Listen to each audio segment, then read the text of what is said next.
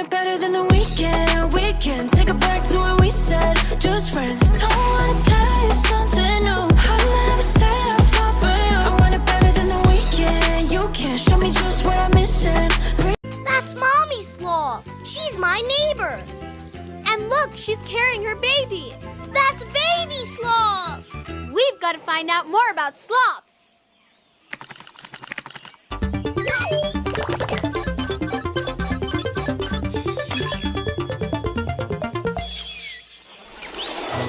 Sloths live in trees in the rainforest. They're really good climbers. Really good climbers. But they're really slow. Really slow. And their fur blends in with the trees they're in. You know why that helps them? I know! So I can hide from animals that I'm afraid of. Hello everyone! We would like to discuss and to talk about how is the series Go!Di!Go! Is educating for kids.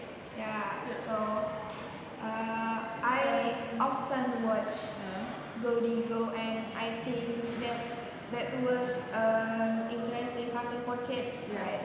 Because in that cartoon, we will watch kinds of animals. For example, sloth. Oh, I see. Sloth is the animal who essentially stand in tree. Yeah. They are good climbers, and then they often hide behind the tree. And that is fun fact. And then I know that because it is explained in that video. Oh, that's explained on the daily video. Yeah, in Go!Di!Go! Cartoon. Oh. That's very good video. And then that's explained about various kind, not only sloth. There is tiger and then another animals, and that is very beneficial for kids because it will give any information, right? Any information for kids. Yeah, I think that I ever saw this video, Diego's video. Yes. So I saw it when my young sister that watched video. So I watched movie with her. Oh, you watch with your sister. Yeah. Your sister. So after that I see, oh, this is a good cartoon because it's explain how animals, all about animals, but it's super educating. Alright, besides the benefits for kids, it also serves various themes, and then it will help the kids for give empathy, and then other like kindness, kindness, Right. good, like positive vibes to children, because of their beneficial. And then it will enhance children's knowledge. The important points of that video is enhance children's knowledge. Yeah, I think in this video too, that's easier for children to understand about the animals because it's explained so very easily for understanding children. If I were a children, I will understand the videos because Di!Go! Explain in the easier way, and it makes us or children more easier, more understand, right? Yeah. So far, Go!Di!Go! Video is beneficial, and it has many important, and then it has beneficial for kids. That's all. Alright. We think that's all. Yeah, I think that's all. That's enough for Diego's movie. That's so worth for kids to watch. It's so educating. So now let's go to the next topic. Bye. I want to take this moment to talk a little bit about sunscreens and answer some common questions that patients ask us on a daily basis. As dermatologists, we always recommend that patients wear sunscreen or sun protection clothing that carries a rating of SPF 30 or higher. One other thing we tell our patients is to try to wear sunscreen on your face every day, even when you're just commuting to and from work. This is important in not just prevention of skin cancer, but prevention of brown spots and prevention of photoaging. I tell patients, try to make it a habit, like brushing your teeth. Put that sunscreen bottle next to your toothbrush and that'll remind you to put your sunscreen on your face every day. Patients may say, well, what about over 30? And I say that after 30, the efficacy of the sunscreen doesn't matter that much. So just shoot for that number to be an SPF of 30.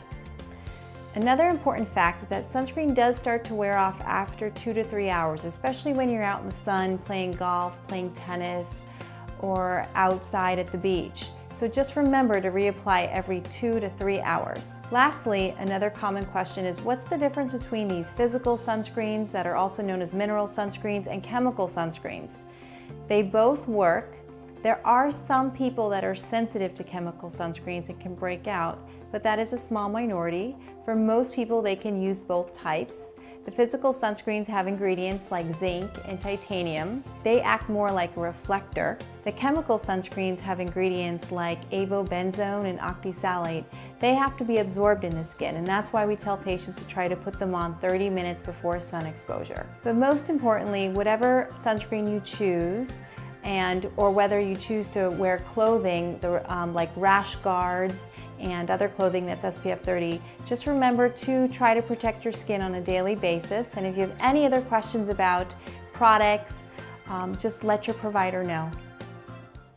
Hello everyone, welcome back to the podcast, and today we would like to talk about sunscreen. Well, as we have listened to the previous video, well, do you use sunscreen, Alia? Yes, of course. I see, but do you think it is important as the doctor said? Yes, it's very important. Why? Because the skincare has to protect our skin Yes. from sunburn. Yes. So, as she also have said about physical and chemical, Yes. what kind of sunscreen that you use? I use a Perfect Bright from moisturizer, so that is a kind of chemical. I see. Well, do you guys know what is the difference between chemical and then physical Yes, sunscreen? yes. Well, physical sunscreen is usually thicker and it helps to reflect the UV. But chemical is usually thinner and it blends easier to our skin, and it actually helps to prevent the penetration of the UV to our deepest skin. Well, I hope this video is helping for you guys to choose what to wear and to educate everyone that it is very important to use sunscreen, right? Yes. Well, thank you, and we will see you again to the next topic. Bye-bye. Having recently split from her first husband in late 1993, J.K. Rowling moved to Edinburgh, Scotland, and was diagnosed with clinical depression. To get her baby daughter to sleep, she would take her for walks and sit for hours in cafes, working on the fanciful tale that would eventually become Harry Potter and the Philosopher's Stone. The book about the boy wizard didn't set the world alight immediately. In fact, 12 publishers rejected the manuscript before a small London company commissioned a tiny 1,000-copy print run in 1995.